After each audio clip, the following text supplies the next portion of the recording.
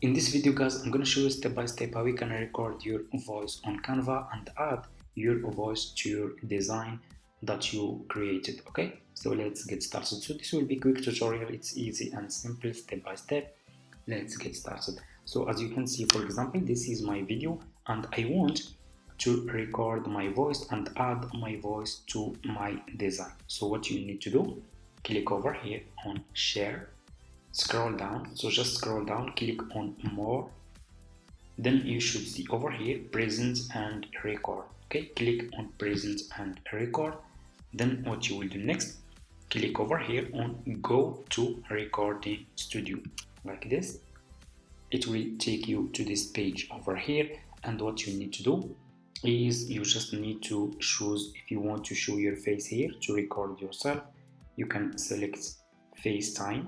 If you don't want, just leave it in no camera. Okay, then what you will do, click over here on start recording, and you can start to record your voice and add your voice to your design that you created. Okay, that's how you can add voice over to your and record your voice and add your voice to your Canva design. Thank you so much for watching guys. If this tutorial helped you, like this video and leave a comment, and see you in my next video.